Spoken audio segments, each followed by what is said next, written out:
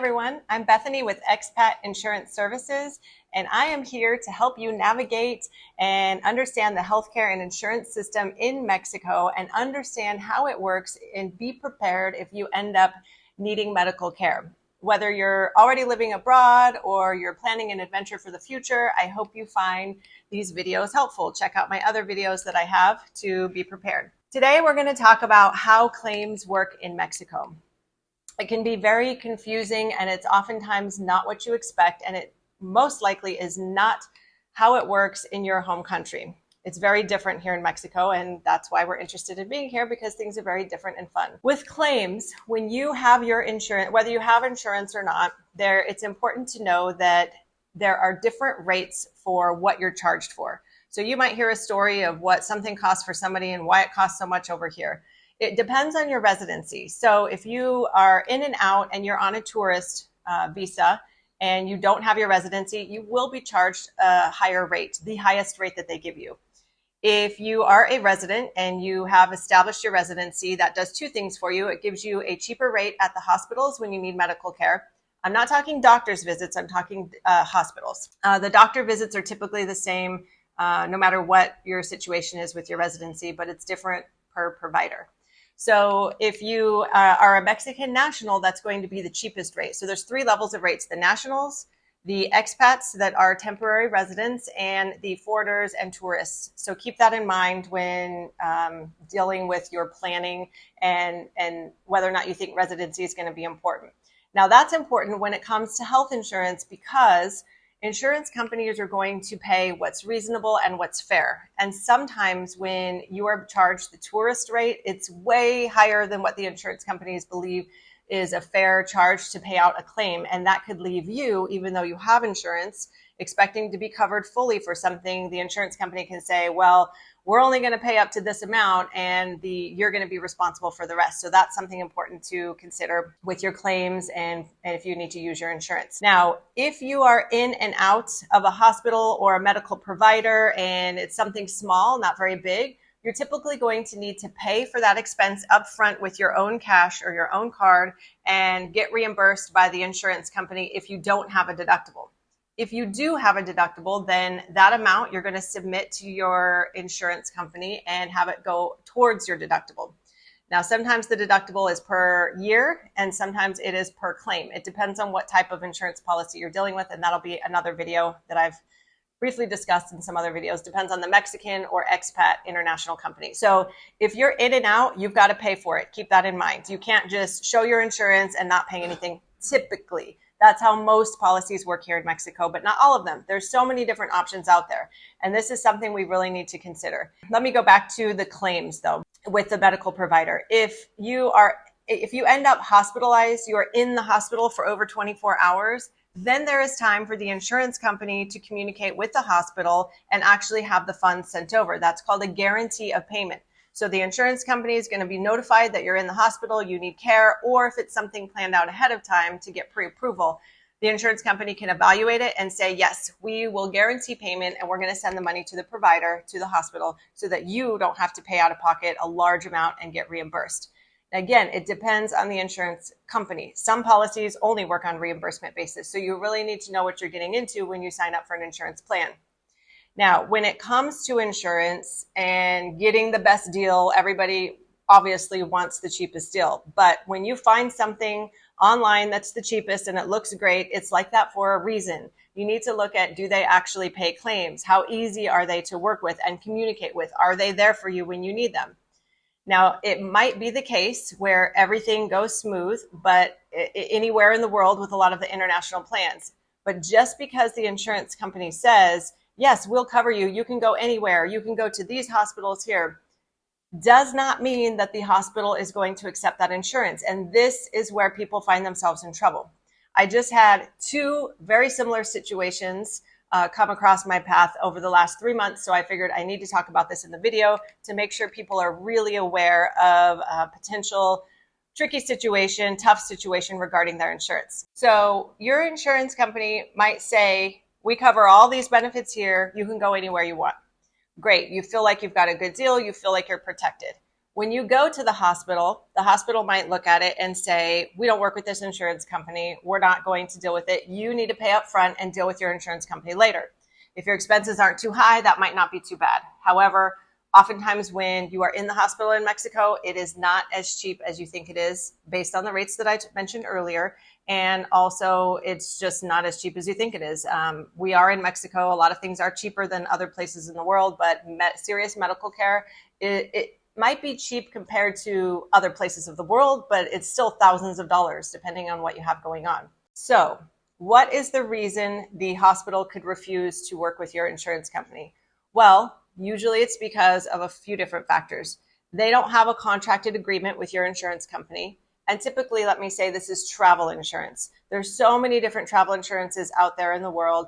And for the hospital to put the effort in to work with insurance companies, it is a lot of effort sometimes. It depends on the insurance, how responsive they are, what their claims history is. And a hospital might start refusing to work with an insurance company if they have a bad experience. And if you happen to have that insurance, then it's tough for you because you are walking around thinking that you have sufficient coverage out there when really none of the hospitals around will touch that insurance.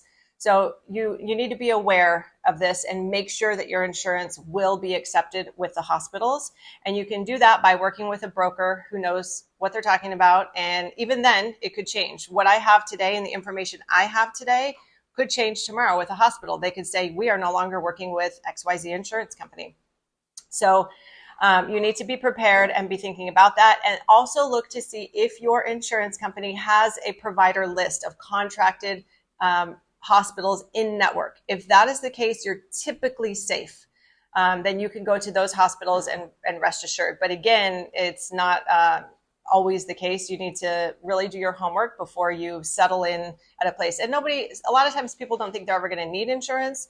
But when you find yourself in an emergency and you haven't really thought about this, it just adds more stress to your situation. So thinking about it ahead of time is very important. So make sure that your insurance will be accepted in the hospitals in your area. And what to do if you find yourself in a medical emergency and your insurance is not accepted by the hospital. First of all, find out if you can go to another hospital that will charge you a cheaper rate. Some hospitals are more expensive than others. So you need to perhaps have a broker that you're working with or have knowledge within the community of which hospitals are best to go to when you don't have insurance and you are doing cash pay. If you find yourself in that situation where you're needing medical care, your insurance is not working, you're going to have to pay up front and get reimbursed by the insurance company later. The tricky part here is that if the hospital gives you a cash pay rate, then when they go to give you all of their documents for the insurance company, if they're going to be processing through insurance, it needs to be a higher rate. Well, that sounds unfair, and it definitely is unfair when you're dealing with that. Like, I have insurance, why should I have to pay more to get reimbursed more? It's because that insurance company is then going to have a standard of what they will charge within the area that you're at. And that's dangerous because then insurance companies will start to see that usual, customary, and reasonable rates. It will lower. So the hospitals need to inflate the prices a bit more when working with insurance companies because of the work that it takes to work with the insurance company. They don't get their money right away if they get it. Sometimes they don't. And then there's also the risk that the insurance company is going to pay you the money back and not the provider. And so hospitals lose out a lot of times. I mean, they are there to help you and provide for you medically, but they're also a business. And it's not fair to them if they're not getting paid by the insurance company. So it's very important to make sure you have sufficient insurance that's going to cover you in the area that you're living. You need to do some homework and you need to do some research. And it's also important to be working with somebody who's able to help you through these situations. So another important thing to note with the hospitals is that typically when you go to a hospital, they're going to ask for money up front. And people think that's not fair. I have insurance. Why do they need this? They're crooks. And sometimes the hospitals do kind of play around and it makes things a lot more difficult and challenging. But again, the hospital doesn't know if your insurance is going to pay. They don't know what kind of care you need. They don't know what the situation is. So in order to protect them, they do need to ask for a deposit up front, even if you have insurance. So you do need to be prepared with some cash set aside for an emergency or a credit card that you're not using that's available with some funds on it. This could range anywhere from 5,000 pesos, for example, to 30,000 pesos or even more. It depends on the hospital, and it depends on the severity of what you have going on. So they, in a perfect world, they take that deposit, and oftentimes it does work like this. They deal with the insurance company, and there's an agreement. The insurance is going to send the money to the hospital, and then you go on your way. And as you are released, or a few days after, the hospital should release that deposit back to you and refund it back to you. Regarding that deposit, there are times where people don't get the money back and the hospital plays some games. So you do need to be aware. I like to give people always the benefit of the doubt, but it does happen where hospitals will say, oh, well, we never got paid for this, so we're keeping the deposit. Or, oh, there's these charges over here that, we're going to keep because we didn't submit them as a claim and the hospital's not going to pay us. Or the insurance company pays you money instead of giving it to the hospital. So they keep that deposit until they have the money from the hospital. Now, here's where it gets tricky. I've had several people get very frustrated with me, and that's why I'm helping make these videos to help educate people. When the insurance company says they're going to pay a medical provider, it doesn't mean it's going to happen overnight. It's not like you handing your card or some cash over saying, here you go, here's your money. It'd be nice if it was, but that's not how it works. The insurance company does take time, and the typical time frame is 4 to 6 weeks for them to pay out the claim, whether it should go to you. In some cases, it does go to you, or if that should go to the hospital. And most hospitals know this, but sometimes you get hospitals being very demanding, or medical providers that say, give me our money, we want our money right now.